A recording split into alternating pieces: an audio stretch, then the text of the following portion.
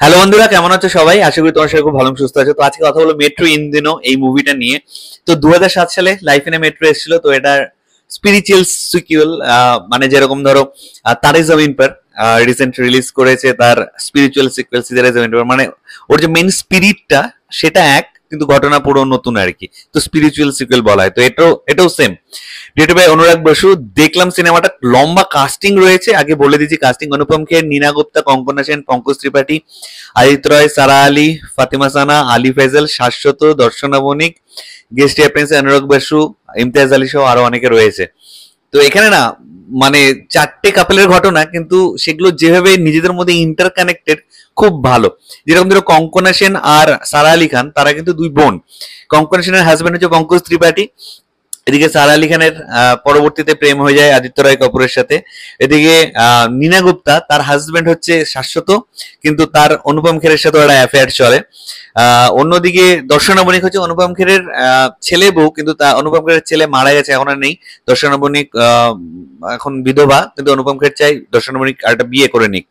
অন্যদিকে আলী ফেজল এবং ফাতেমা সানা শেখ, তারাও মানে কি বলবো, আর্লি ম্যারেজ যে স্ট্রাগল গুলো হয় সেগুলো ফেস করছে আর কি। তো এই মানে এই সিনেমাটা দেখার, মানে যারা বড় পর্দায় দেখবে তাদের তো এটা মনে হয় খারাপ লাগার চান্স নেই, কারণ সিনেমাটা এত টান টান বানিয়েছে না, এত সুন্দর, মানে কি বলবো, আর ম্যাজিকের মতন কাজ করলো আমার জন্য। আমার মনে হয় প্রত্যেকের একবার এই সিনেমাটা বড় পর্দায় দেখা উচিত। লাইফ ইন এ মেট্রো কিন্তু খুব ভালো সিনেমা, কিন্তু এটা আমার আরো বেটার লাগলো কেন জানি। তো এবং যে মেট্রো ব্যান্ডটা, যেটা প্রীতম, পাপন সহ আরো যারা রয়েছে আর কি, সেই তিনজনের গ্যাংটা আর কি, তারা মাঝে মাঝে অন স্ক্রিন আসছে, গান করছে, এ করছে, এবং সিনেমাটা পুরো মিউজিক্যাল টাইপের মনে হবে। মাঝখানে কিছু কিছু জায়গা খালি সাইলেন্ট, যেখানে ডায়লগ চলছে, বাদ বাকি ওই ব্যাকগ্রাউন্ডে সবসময় মিউজিক চলছে এবং ডায়লগ গুলো চলছে। এবং এই সিনেমার মিউজিক অসাধারণ। এটা বড় পর্দায় গিয়ে দেখতে হবে।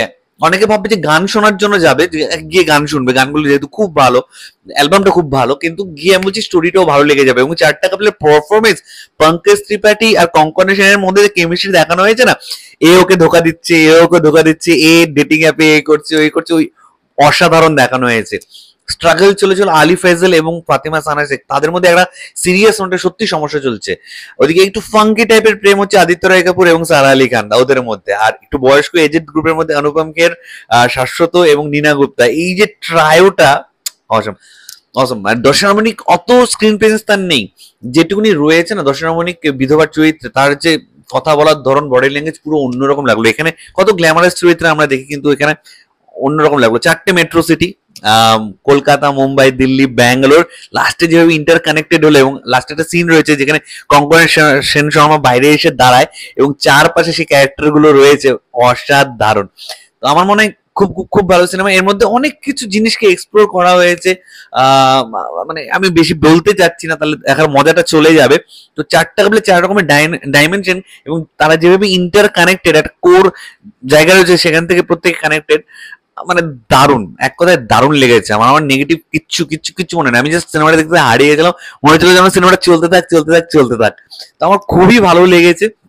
আমার তো মনে হয় মানে প্রত্যেকটা কাপল বলো, ফ্যামিলি বলো, প্রত্যেকেই সিনেমা গিয়ে দেখতে পারে। হ্যাঁ, একটু অ্যাডাল্ট জিনিসপত্র রয়েছে, স্টিল সিনেমাটা কিন্তু বড় পর্দায় গিয়ে দেখার মতনই, ফ্যামিলি নিয়ে গিয়ে দেখার মতনই, এবং কাপলরা তো অবশ্যই দেখো, এটাই আমি তোমাকে বলবো। মানে স্ট্রংলি রেকমেন্ড করছি আমি এই মুভিটা। কার কেমন লেগেছে আমি জানি না, আমার পার্সোনালি খুব ভালো লেগেছে। আরো 5 স্টার, আমি মুভিটাকে 4 স্টার রেটিং দিচ্ছি, আমার এত ভালো লেগেছে। এবং আনন্দ ওয়ান্স এগেন আর ম্যাজিক ক্রিয়েট করেছে অন স্ক্রিন। তো এটাই তোমাদের সাথে শেয়ার করার ছিল। তোমাদের কার কি মতামত, যারা দেখে বলেছি ইতিমধ্যে, প্লিজ নিচে কমেন্ট করে জানাও তোমাদের কার কেমন লেগেছে। আর যারা দেখোনি তারা কি করছো, গিয়ে দেখো, তারপরে নিচে কমেন্ট করে জানাও যে তোমাদের কার কেমন লেগেছে। তো ঠিক আছে বন্ধুরা, ভালো থেকো সবাই, সাবধানে থেকো সবাই, love you all, take care.